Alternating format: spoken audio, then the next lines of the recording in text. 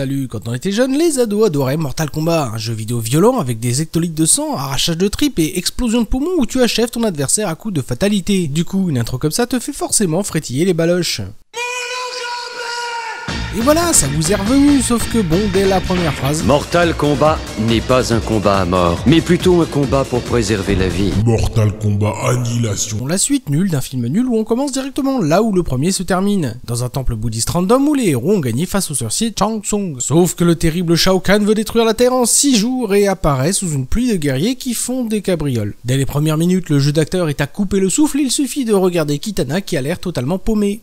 Et où est-ce que j'ai garé la voiture? Arrive Motaro, un centaure à sabots avec de vrais sabots, accompagné de Rain, Ermac, Shiva et sa coupe de cheveux en forme de barbe à papa, et finalement Sindel et son cri de dauphin.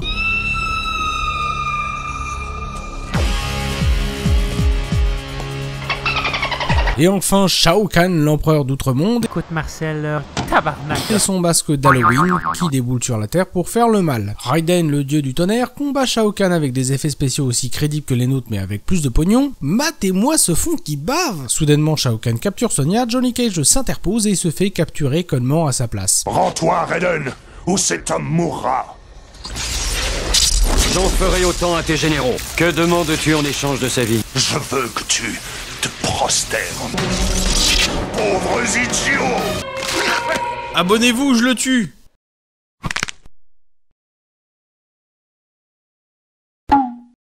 Et même s'il est visiblement capable de finir le film seul du bout de l'index, Raiden ne peut pas empêcher la mort de Johnny Cage. Et puisque le scénario l'oblige, il s'enfuit dans les catacombes sous le temple, et Raiden, le dieu de la foudre, a aussi le pouvoir d'allumer des bougies. Après avoir papoté longuement, ils en viennent à la conclusion que Sonya va chercher Jax, Raiden va parler aux dieux anciens, et Liu Kang accompagné de Kitana vont trouver Nightwolf à bord de la vélosphère.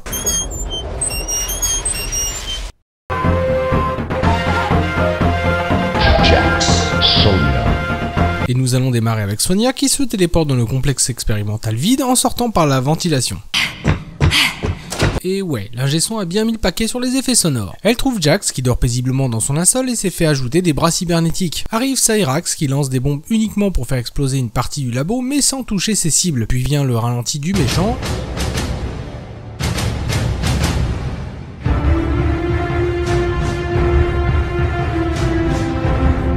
Et enfin le combat commence à coups de gamelle à chien.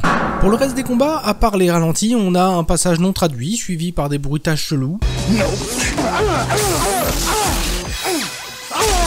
Puis une cascade où on remarque l'armure en plastoc du robot Cyrax qui finit en poubelle de recyclage jaune cramé. Ah, et on a enfin une fatalité, même si c'est sur un pauvre ninja qui n'était même pas visé et qui tombe dans un bruit de bout de bois.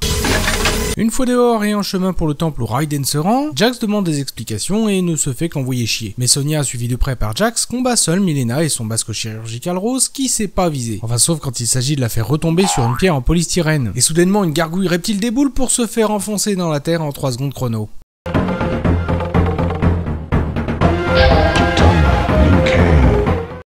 De leur côté, Liu Kang et Kitana se déplacent via la vélosphère. C'est incroyable.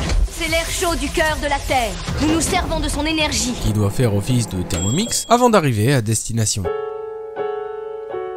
Liu Kang est tombé sous les charmes de la princesse Kitana, depuis cette horreur où leurs lèvres se sont frôlées dans la vélosphère. Raiden, enceinte de Liu Kang, veut lui annoncer la nouvelle au temple des dieux anciens. Mais Shao Kahn est secrètement amoureuse de la princesse Kitana. Smoke arrive de nulle part et expulse jalousement Kitana, bien entendu de manière naturelle, et c'est parti pour des combats chorégraphiés ambiance disco où Smoke balance des bombes atomiques. Soudainement Sub-Zero arrive en tyrolienne pour geler Smoke et mettre un terme au combat avant de se faire attaquer par Scorpion dont la traduction française de son attaque est douteuse. Viens par ici. Ouais, une chance que l'attaque de Raiden ne soit pas aussi mal doublée.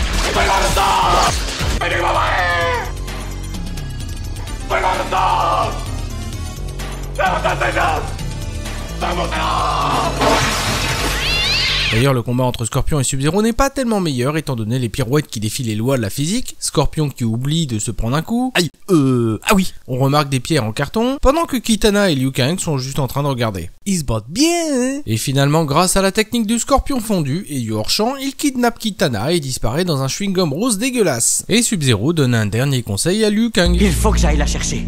Ce qui s'est passé devrait te prouver que tu n'es pas de taille à l'affronter tout seul.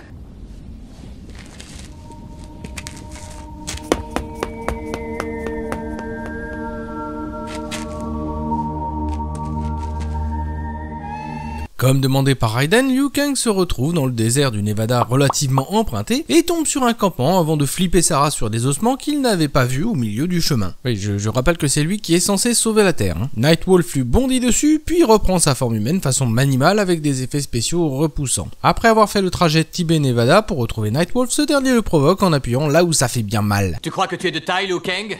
Mon Viet!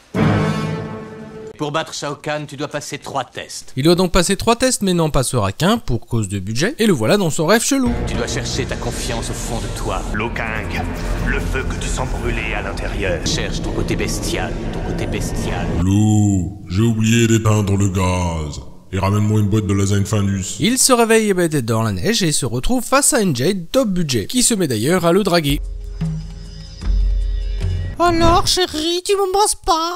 Ouais bon ok, en vrai, transformation Bioman recyclage vert, combat avec un bâton en bois, et hop il réussit son premier test qui est aussi le dernier des 3. Shao Kahn. Pendant ce temps-là, la boule de Fort Boyard, Shao Kahn sans son casque se glorifie d'avoir gagné, mais c'est sans compter son père Shinnok qui lui fait la morale. Est-ce que tu as fait ramper Raiden à tes genoux avant de le détruire? Qu'est-ce qu'il a dit ce con? Qu'est-ce qu'il a dit? Tu l'as laissé en vie! Attention, surtout ne sous-estime pas le pouvoir de l'esprit humain. Je crois que, sincèrement, on a touché le bout du rouleau. Pardon, le bout du bambou. Les méchants font ensuite un combat de quéquette sur qui a tué le plus de monde, puis Shao Kahn entre en scène et Rain fait son rapport. 2 des meilleurs guerriers terriens ont été tués. Abal et Striker. Abal? En fait c'est Cabal, preuve dans la VO. Cabal and Striker. Mais c'est surtout un prétexte pour virer Rain du scénario. Au passage, voilà le marteau de Shao Kahn dans le jeu, et ça c'est la version du film. On croirait une clé en T géante. Sindel et Aval. Ouais, non mais même si t'as jamais joué au jeu et que t'es un vieux réact, tu sais lire normalement. Souvent des jeunes qui passent leur journée derrière un écran à se goinfrer des Mporg. Ça s'écrit MMMPORPG. Ah oui. Voilà. Shao Kahn détient toujours Kitana qu'il essaye de corrompre avec une breloque achetée sur Wish, mais elle refuse. Tu viens à bout de ma patience. Oui, parce qu'elle vient à bout de sa patience. Attendez, quelqu'un aurait un becherel? Pardon, un becherel?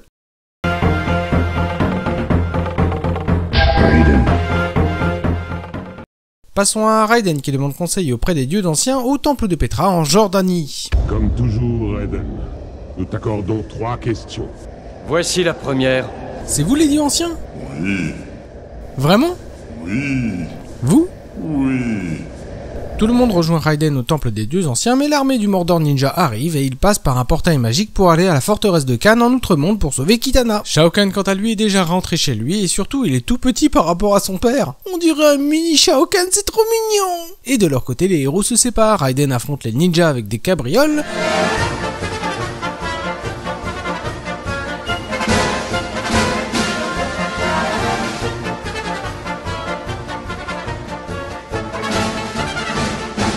Jax affronte Sindel, et Liu Kang emprunte un passage secret vers Kitana qui débouche sous le trône de Shao Kahn. Bien évidemment, il tombe sur un piège tendu par les les Mporg avec leur masque en plastoc raté, et le combat débute.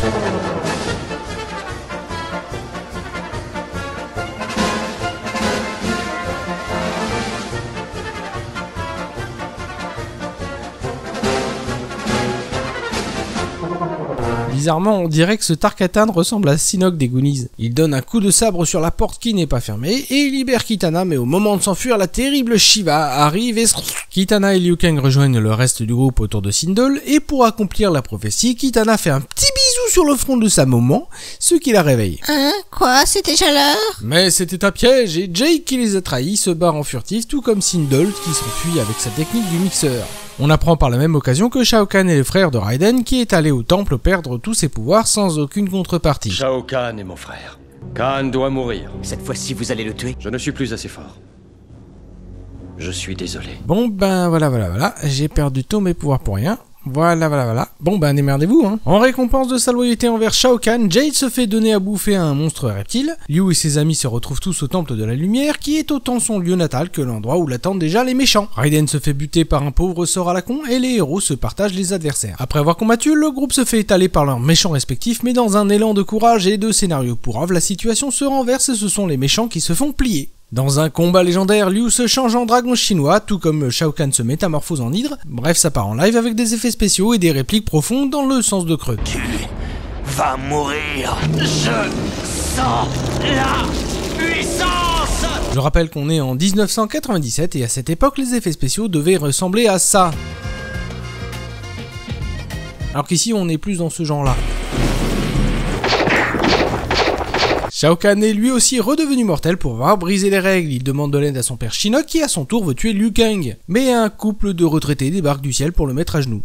Allez papy, c'est l'heure de rentrer. Viens rentrer dans ton EHPAD. Et le destin des deux mondes se joue sur un dernier combat, où Shao Kahn tabasse Liu Kang à coups de savate comme un clodo dans une ruelle. Mais Liu Kang se relève et gagne. En effet, tandis que Shinnok se fait rubicuifier, Shao Kahn explose comme un pustule, d'où sort un dragon qui disparaît. Quoi, vous attendiez à une fatalité? La Terre est sauvée, tout redevient comme avant, genre il s'est rien passé, Raiden revient à la vie pour redevenir un dieu. Et que serait un mauvais film sans la galoche finale? Alors, que retenir de ce film? Déjà que Raiden change souvent de coupe de cheveux, que tout le long du film marché est visiblement surfait, et enfin qu'on vous a compilé à la manière de Snails dans Donjons et Dragons, les blagounettes de Jax.